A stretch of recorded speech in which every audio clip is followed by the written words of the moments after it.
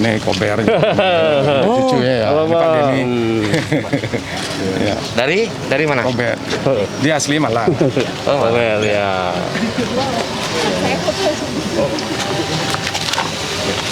Gimana Pak harapannya Pak?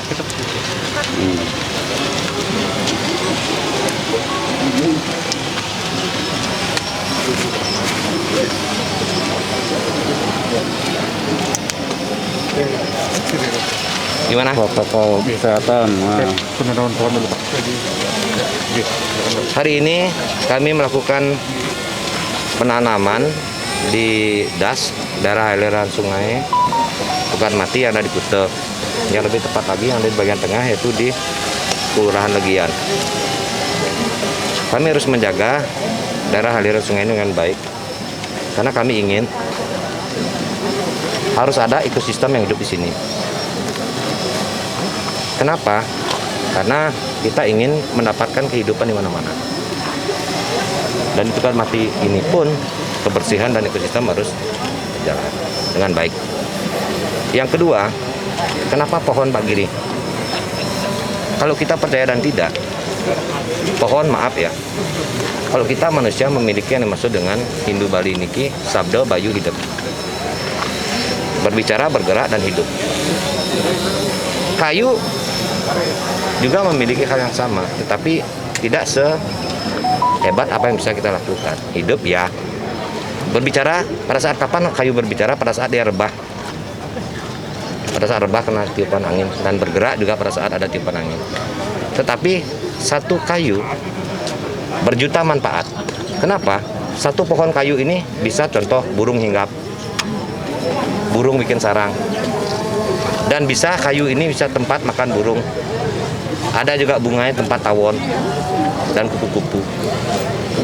Dan ketika kayu ini juga butuh makan, apalagi ada di hutan, dia rontokkan daunnya semua. Untuk apa? Untuk pupuk, memberikan sebuah kehidupan lagi. Itulah filosofi yang perlu kami lakukan. Dan saya selaku pribadi, umat manusia, kita tidak mau kalah dong dengan kayu. Kayu aja bisa bermanfaat bagi alam lain, bagi lingkungan, kenapa kita tidak bisa bermanfaat bagi lingkungan dan masyarakat lain? Inilah yang kami jadikan ilmu filsafat berkenaan dengan kayu itu sendiri. Bahkan kami sudah melakukan penataan untuk penanaman kayu-kayu besar di Kabupaten Badung, sehingga untuk menurunkan di daerah panas ini paling tidak menurunkan derajat Celcius, tingkat panas itu bisa kita turunkan. Itu karena ini juga menghasilkan air. Dan kami ke depan ini kami akan menanam juga di pinggir pantai itu cemara udang. Cemara udang fungsinya apa Pak Giri? Keindahan, keaslian, dan ini sebenarnya memproteksi kekuatan daripada pantai itu sendiri dan tidak kita inginkan ada tsunami. Kalaupun ada tsunami itu kan dihalangi oleh cemara udang itu sendiri. Ini kepercayaan yang harus kami lakukan dan menjaga estetika dan bagaimana hubungan kami dengan konsep Trihita Karana, hubungan manusia dengan Tuhan, manusia dengan manusia, sekarang itu adalah manusia dengan lingkungan. Inilah konsep yang harus kita pedomani untuk melaksanakan kita sebagai umat manusia hidup dalam menjalani sebuah kehidupan. Jadi siapa yang merawat ini Pak? Nanti merawat ini sudah sepenuhnya masyarakat. Masyarakat melakukan pemantauan dan kami tetap berikan delegasi kepada DLHK Kabupaten Badung untuk menjaga kawasan das ini. Nanti kan masyarakat dan tokoh-tokoh kami di Legian, saya kira untuk menjaga dan merawat itu amat sangat siap sekali. Dan karena memang ini adalah keinginan kebutuhan masyarakat Legian. Dan ke depan kami harus melakukan penataan kabel-kabel ini sudah turun semua. Tidak ada lagi kabel-kabel melintang di atas, sehingga pohon-pohonlah yang naik ke atas. Estetika kita jaga, keindahan kita jaga, keaslian kita jaga, modernisasi ke bawah. Sudah jalan enggak? Sudah jalan. Pak Bupati lagi satu mungkin harapan masyarakat kan agar alur ini menjadi taman wisata atraktif, mungkin seperti apa? Ini sudah selesai FS-nya. Taman wisata itu bahkan ini jalan alternatif juga kami sudah buatkan. Nanti akan kita pra FS ini kami sudah memiliki tokoh-tokoh masyarakat yang ada, baik itu anggota DPRD, sehingga pra FS ini kita diskusikan.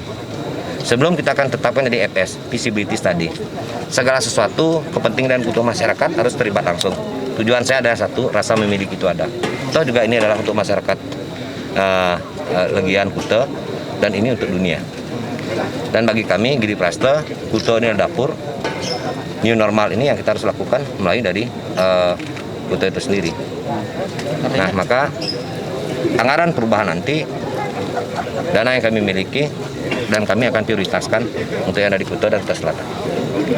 Artinya untuk Badung sendiri berkeinginan ini menjadi destinasi wisata baru. Amat sangat sekali. Dan itulah maka kita lakukan penanaman. Kita melakukan menjaga kebersihan. Kita menjaga das dari aliran sungai ini. Tujuan kami adalah nanti misal di sini ada wisata kano. Misalkan.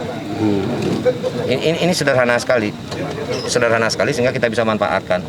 Ketika ekosistem itu juga sudah berjalan, masyarakat akan juga melihat hal yang baik demi kepentingan masyarakat itu sendiri. Saya kira tamu pun akan merasa bangga dan senang sekali ketika ini bisa diolah dan dilakukan tata kelola dengan baik untuk kepentingan kita bersama.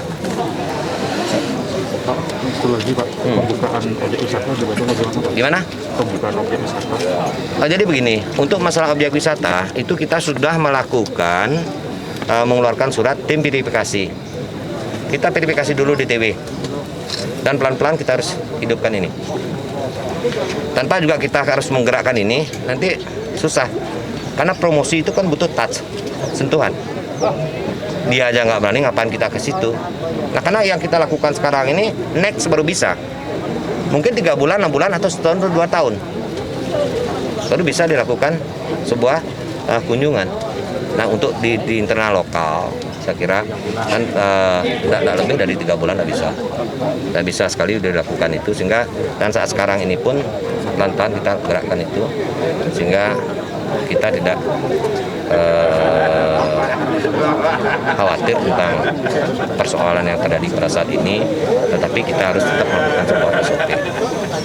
Kita harus jaga bersama-sama karena sehat itu penting. Setelah itu baru kita berbicara tentang tataran ekonomi, karena sehat dan ekonomi ini bagi saya itu berimpit sekali, sama-sama harus kita jaga dengan baik.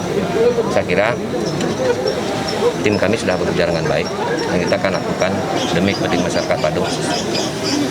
Wisata mana yang kira-kira akan pertama dibuka Pak? Gimana? Objek wisata yang mana kira-kira? Oh, nanti kita lihat kesiapan dulu. Nanti setelah turun ke lapangan ada laporan tim verifikasi dan saya harus lihat dulu ke lapangan. Baru akan kita bisa kesiapan dulu yang di bawah. Ini Pemkab Badung siap ya Pak untuk menghadapi lapangan? Amat sangat siap sekali, siap sekali. Bahkan jujur ya, kami selalu komunikasi juga dengan pihak hotel. Dengan keadaan pandemi COVID ini, hotel yang tamunya di bawah 10% atau sama sekali nggak ada tamu, itu misalkan, apalagi sudah mem-PHK-kan karyawannya, ada beberapa itu. Ini mereka bergerak bersama untuk menjaga kebersihan.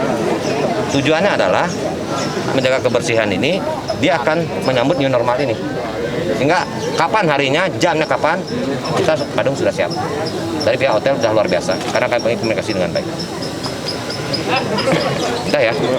Satu minta motivasi buat warga-warga yang optimis. Motivasi dan pesan-pesan untuk warga-warga yang biar tetap optimis menghadapi ini, Pak. Jadi mohonkan kepada seluruh masyarakat, khususnya di Kabupaten Badung, memang penyakit itu akan datang, sulit kita tebak dan sulit kita duga.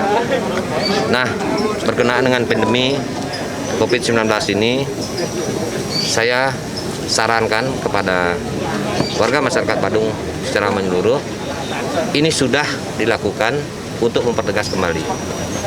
Ingat prosedur protokol kesehatan. Itu yang kami lakukan karena kesiapan masyarakat Kabupaten Badung tanggap darurat, gotong royong, gerak cepat dan tepat sasaran itu sudah berjalan. Saya kira tidak perlu saya akan sampaikan lagi karena kesadaran masyarakat Kabupaten Badung tidak dikomandoi pun oleh Giri Praste, sudah kesadarannya luar biasa. Tinggal kami sekarang bagaimana membenahi dari sisi ekonomi. Dan kami harus gerakkan ekonomi kerakyatan. Astungkaro mulai perubahan ini, UMKM di Kabupaten Badung sesuai dengan kemampuan kami, kita akan biayai. Kita akan biayai untuk menggerakkan roda ekonomi. Sehingga betul-betul Kabupaten Badung bisa up untuk masalah new normal ini. Siap. Oke, terima kasih Pak.